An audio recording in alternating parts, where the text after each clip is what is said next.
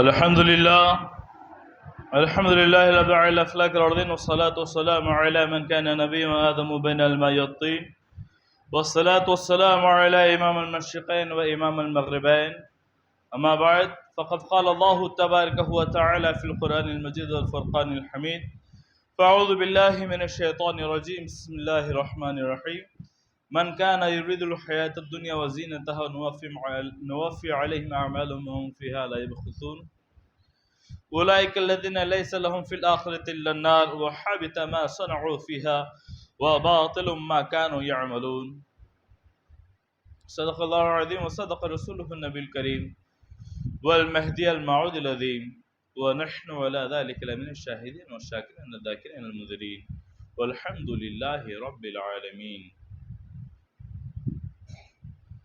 حاضرین محترم، سامعین کرام، آج کل اگر زمانے کی روح کو دیکھا جائے، زمانے کے مزاج کو دیکھا جائے، لوگوں کی سوچ کو دیکھا جائے، لوگوں کے وے آف تھنکنگ کو دیکھا جائے تو یہ معلوم ہوتا ہے کہ انسانوں کے مزاج میں مصلحت پسندی آ گئی ہے،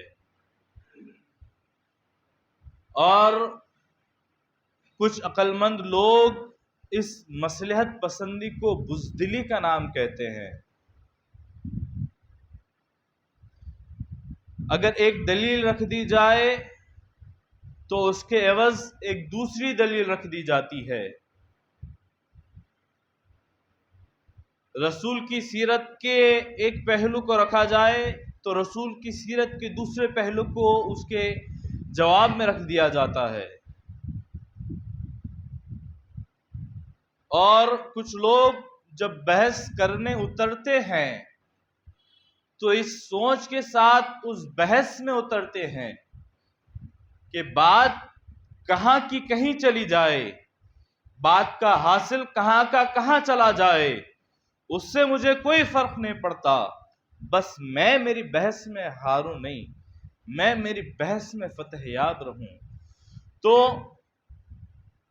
جب اس زمانے میں دیکھا گیا تو لوگوں نے یہ بھی کہا کہ جن لوگوں نے مہدویت کو تسلیم نہیں کیا ان لوگوں کو تم برا بھلا کیوں کہتے ہو؟ وہ لوگ تو یہ کہتے ہوئے نظر آتے ہیں کہ ہم نے مہدی کا انکار تھوڑی کیا، ہم تو منتظر ہیں مہدی کے، ہم تو مہدی کا انتظار کر رہے ہیں، تو پھر ہم نے مہدی کا انکار تھوڑی کیا۔ یہ بات کہہ کر وہ کونے کا راستہ پکڑ کر نکلنے کی کوشش کرتے ہیں، لیکن آپ یاد رکھیں، اس بات کو دیکھیں، پرکھیں، سمجھیں۔ من کذب المہدی فقط کفر، جس نے مہدی کا انکار کیا اس نے کفر کیا۔ کذبہ کس سے کہتے ہیں؟ کذبہ کا مطلب جھٹلانا ہے۔ ارے بھائیو، اپنی عقلوں کو سوچو، اور وہ جو اپنی زبان پر شہد لگا کر ہمارے ذہنوں کو مبذول کرنے کی کوشش کر رہے ہیں اس چیز کو سمجھو۔ وہ لوگ ہمیں گمراہ کرنے کی کوشش کر رہے ہیں۔ حاضرین محترم، وہ یہ کہتے ہوئے نظر آتے ہیں کہ ہم تو مہدی کا انتظار کر رہے ہیں۔ ارے تم انتظار کر رہے ہو تو اس کا مطلب کیا ہوا؟ جو آ کر چلے گئے تمہارا ان کے تعلق سے کیا اعتقاد ہے؟ تم نے انہیں جھٹلایا ہے، اس وجہ سے تم کسی بہتر کی تلاش میں ہو، اور ہم کسی بہتر کی تلاش میں اس وجہ سے نہیں ہے کیونکہ ہمیں بہترین سے نوازا گیا ہے۔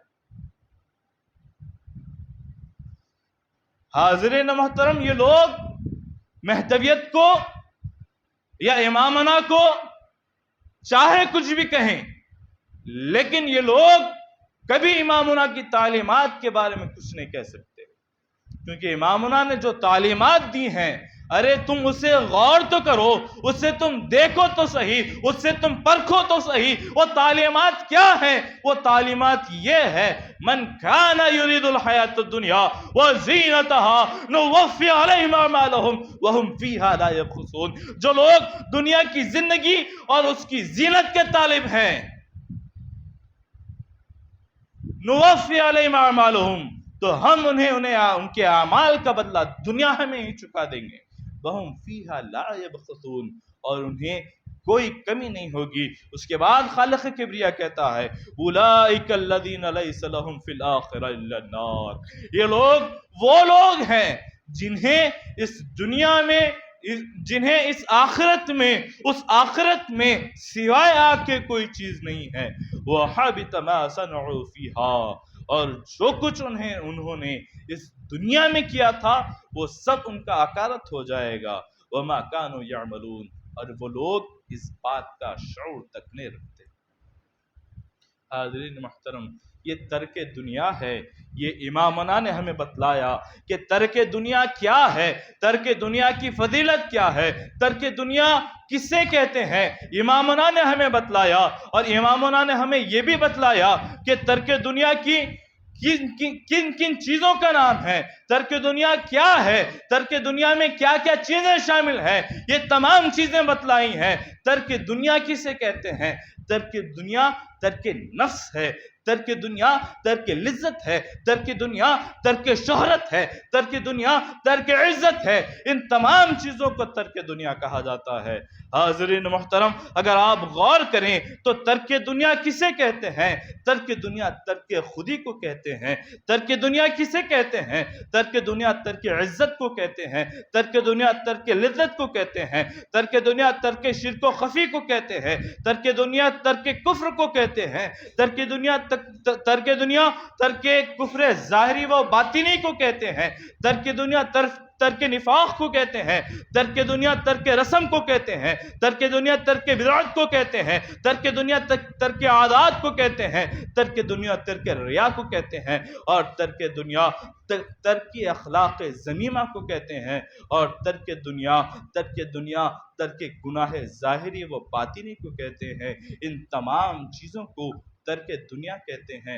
حاضرین محترم، اگر تم دیکھو قوم مہدویہ کو، جب تم دیکھو اس کا تم جائزہ لو تو تمہیں معلوم ہوگا ترک دنیا کی بنیاد کیا ہے، ترک دنیا کی شروعات کہاں سے ہوئی، ترک دنیا کی شروعات کس جگہ سے ہوئی، کیا تمہیں معلوم نہیں ہے؟ ترک دنیا کی ابتدا کہاں سے ہوئی؟ کیا تم مصعب بن عمیر کو بھول چکے ہو؟ کیا تم نے مصعب بن عمیر کو نہیں دیکھا؟ یہ مصعب بن عمیر کون تھے؟ یہ مصعب بن عمیر کون تھے؟ یہ رسول کے صحابی تھے، اور اتنے خوبصورت صحابی تھے، آپ کا حسن اتنا خوبصورت تھا، آپ کی خوبصورتی اتنی زیادہ تھی کہ آپ کی خوبصورتی کو رسول کے مشبہ ٹھہرایا جاتا تھا، یعنی کہ جنگ احد میں جب آپ شہید ہوئے تو لوگوں نے یہ افواہ اڑا دی کہ رسول کی طرح آپ خوبصورت تھے، اس وجہ سے رسول کا انتقال ہو گیا۔ جب لوگوں نے جب مصعب بن عمیر کے انتقال پر جب یہ آواز سنی کہ رسول کا انتقال ہو گیا تو لوگ سچ مان بیٹھے۔ حاضرین محترم، یہ مصعب بن عمیر کون ہیں؟ اللہ اکبر، اللہ اکبر۔ مصعب بن عمیر کے جنازے کو جب رسول اکرم صلی اللہ علیہ وسلم نے دیکھا تو رسول اکرم نے دیکھا تو آپ کے لیے کفن چھوٹا پڑ گیا تھا، آپ کے لیے کفن چھوٹا پڑ گیا تھا۔ جب رسول نے دیکھا تو رسول نے ایک آہ بھری اور رسول نے یہ کہا اللہ اکبر، اے مصعب بن عمیر، میں نے تیری جوانی کو دیکھا ہے، تیرے جو عنفوان شباب تھا اس کو میں نے دیکھا ہے، تیری جو خوبصورتی تھی۔ حضرت مصعب بن عمیر اتنے خوبصورت تھے، اور کمال کی بات یہ ہے کہ ان کی والدہ ان کی خوبصورتی کے حساب سے انہیں لباس پہنایا کرتی تھی، اور آپ کی جو خوشبو ہوا کرتی تھی وہ ایک منفرد خوشبو ہوا کرتی تھی۔ جب آپ راستے سے گزرتے تو اندھا بھی کہہ کر کہہ دیتا تھا کہ راستے سے مصعب بن عمیر گزرے۔ جب اسلام لائے، اسلام لانے کے بعد باپ نے کہا کہ تو نے رسول پر اپنے دین کو قربان کر دیا، ہمارے آبا و اجداد کے دین کو تو نے قربان کر دیا؟ کہا کہ بے شک میں نے قربان کر دیا۔ کہا کہ تو میری جائیداد سے بے دخل ہو جا، تو اس جگہ سے چلا جا اور تو اسی کے پاس چلا جا جس کا تو نے اسلام قبول کیا ہے۔ مصعب بن عمیر جانے لگے۔ جب آپ جانے لگے تو آپ کو آپ کے والد نے، آپ کے باپ نے کہا کہ تو نے جو یہ لباس پہنا ہے یہ بھی میری بدولت ہے، لہٰذا تو اس لباس کو بھی اتار دے۔ حضرت مصعب بن عمیر نے ان کے اس لباس کو بھی اتار دیا اور راستے سے ایک شال لے کر آپ نے ستر پوشی کی اور بہت ہی بری حالت میں پیدل چلتے ہوئے مکہ سے مدینہ تشریف لائے۔ جب مدینہ تشریف لائے، رسول نے جب ان کے جسم کو دیکھا، ان کا جسم خون سے چھلنے ہو چکا تھا، پیر میں چھالے آ گئے تھے، 350 کلومیٹر سے زیادہ پیدل سفر کیا تھا، آپ کے پیروں میں چھالے آ گئے تھے۔ جب آپ کو دور سے آتے ہوئے دیکھا، رسول کی آنکھیں نم پڑ گئی۔ حاضرین محترم، یہ وہی مصعب بن عمیر ہے جنہوں نے ترک دنیا کی تھی۔ حاضرین محترم، اسلام نے بہت پہلے ہمیں سکھا دیا تھا کہ ترک دنیا کیا ہے، لیکن لوگ اس وقت اس کو سمجھنے کی قابلیت نہیں رکھتے تھے۔ آپ نے کیا اصحاب صفہ کی زندگی کو نہیں دیکھا؟ ان کا نہ کوئی گھر تھا، نہ کوئی بار تھا، وہ ایک چبوترا تھا، اس چبوترے پر بیٹھ کر اپنی زندگی گزارا کرتے تھے۔ اصحاب صفہ کی زندگی سراپا مہدویت ہے۔ جب ان کی زندگی کو دیکھو تو آپ کو سراپا مہدویت نظر آئے گی۔ حاضرین محترم، اگر ہم مہدویت کو دیکھیں تو ہمیں معلوم ہوگا کہ مہدویت نے ہمیں ایسی بہت ساری باتیں بتلا دی جنہیں ہم جان نہ سکے۔ حاضرین محترم، پھر کچھ لوگ یہ سوال کرتے ہوئے نظر آئیں گے، ارے ترک دنیا کا مطلب کیا ہے؟ ترک دنیا کا مطلب سب کچھ چھوڑ چھاڑ دینا ہے؟ حاضرین محترم، ترک دنیا کیا ہے؟ ترک دنیا کا مطلب سب کچھ چھوڑ چھاڑ دینا نہیں ہے۔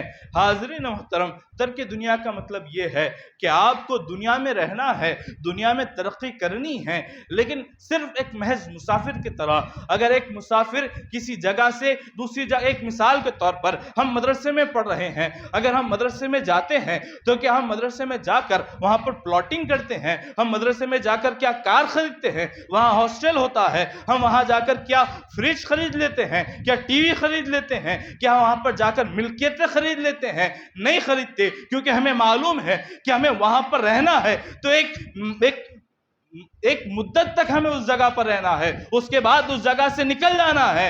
اسی طریقے سے ترک دنیا کو کہا گیا ہے۔ تم دنیا میں جب زندگی گزار رہے ہو تو تم زندگی اس قدر گزارو کہ وہاں سے لوٹنا آسان ہو جائے۔ ایسا نہ ہو کہ تم دنیا کی لذتوں میں شامل ہو جاؤ اور واپسی کا راستہ بھول جاؤ۔ حاضرین محترم، ترک دنیا کی اعلیٰ ترین مثال حضرت عثمان غنی نے دی۔ حضرت عثمان غنی وقت کے بہت بڑے امیر تھے۔ کسی غریب کی شادی کا واقعہ، کسی غریب کی شادی کا وقت آیا، رسول کے پاس پہنچا، رسول نے حضرت عثمان غنی کے پاس بھیجا۔ حضرت عثمان غنی کے بعد جب وہ آدمی آیا، حضرت عثمان غنی اپنی بیوی سے لڑ جھگڑ رہے ہیں۔ کس بات پر لڑائی جھگڑا ہو رہا ہے؟ صرف وہ چراغ میں تیل کو زیادہ ڈالنے اور کم ڈالنے پر بحث ہو رہی ہیں۔ آپ اپنی بیوی کو ڈانٹ رہی ہیں، آپ اپنے بیوی کو ڈانٹ رہے تھے کہ تم نے چراغ میں تیل زیادہ کیوں ڈالا؟ جب وہ آدمی جب گھر میں داخل ہو کر اس منظر کو دیکھتا ہے تو آپ نے کہا یہ اتنا کنجوس آدمی ہے، تھوڑا سا تیل زیادہ گرنے پر یہ اپنی بیوی سے جھگڑ رہا ہے، یہ کیا مجھے عطا کرے گا؟ وہ آدمی اس جگہ سے واپس گزرنے لگتا ہے۔ دروازے کی کھڑکڑاہٹ سے حضرت عثمان غنی اس کی طرف متوجہ ہوتے ہیں اور اسے پکار کر کہتے ہیں ادھر آؤ، تم کس کام سے آئے تھے؟ اس آدمی نے اپنا کام بتلایا۔ کام بتلانے کے بعد حضرت عثمان غنی نے اسے اتنا عطا کیا جتنا وہ سوچ رہا تھا، اس سے 3 گنا زیادہ حضرت عثمان غنی نے عطا کیا۔ جب یہ بات امامنا کے پاس پہنچی تو لوگ امامنا کو یہ کہنے لگے کہ حضرت عثمان غنی نے بھی تو مال کمایا تھا۔ اس وقت حضرت امامنا نے کہا ارے میرے بھائی، تم عثمان غنی تو بنو۔ حاضرین محترم، یہی چیز تمام کی تمام اصل ہے۔ تمام کی تمام اصل یہی ہے کہ ہم عثمان غنی نہیں بنتے۔ عثمان غنی کی ہم ان کی مال کو دیکھ رہے ہیں، ان کی دولت کو دیکھ رہے ہیں، لیکن وہ ان کے پاس مال دولت بے شک تھی، لیکن وہ مال دولت میں ملوث نہیں تھے، چھوٹی سے چھوٹی چیز کی میں آپ کم کسر کیا کرتے تھے۔ یہ چیز مہدویت ہے۔ حاضرین محترم، فرق یہ ہے کہ ہم نے مہدویت کو تھوڑی دیر سے پرکھا۔ حاضرین محترم، ہمیں مہدویت کو پرکھنے کی ضرورت ہے، اور جو لوگ مہدویت کو نہ جانے کیا سے کیا کہتے ہیں، انہیں چاہیے کہ وہ مہدویت کو دیکھے سمجھے، اس کے بعد فیصلہ کرے۔ کیا تمہیں معلوم نہیں ہے، کیا تمہیں معلوم نہیں ہے بندگی میاں سید محمود ثانی مہدی نے جب امامنا سے کسب کی اجازت مانگی تھی، اس کے بعد کیا حال ہوا؟ جب آپ نے کسب کی اجازت مانگی تھی، اس کے بعد کیا حال ہوا؟ جب آپ نے کسب کی اجازت مانگی تھی تو آپ نے جب اجازت مانگی، اس کے بعد امامنا سے جب آپ نے کس انداز میں اجازت مانگی؟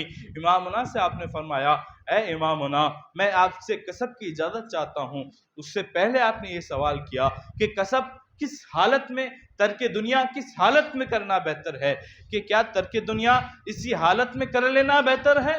اس کے بعد امامنا نے فرمایا، ترک دنیا اس صرف ایسی ویسی حالت میں کرنا، اس میں کوئی کمال نہیں ہے، بلکہ تم دنیا میں مکمل غوطہ زن ہو جاؤ، اس کے بعد تم ترک دنیا کرو۔ حاضرین محترم، جو آپ بندگی میاں سید محمود ثانی مہدی کی زندگی کو دیکھیں، آپ نے دنیا میں کسب کیا تو کتنا کسب کیا؟ آپ نے دنیا میں اتنا کسب کیا کہ 100 کلومیٹر کی جگہ کے آپ جاگیردار تھے۔ اس کے بعد حکم آیا تو آپ نے دنیا کو کیسے چھوڑا؟ آپ نے دنیا کو ایسے چھوڑا کہ دنیا سے آپ نے نالین تک اٹھانا مناسب نہ سمجھا۔ یہ بزرگان دین کی سیرتیں ہیں۔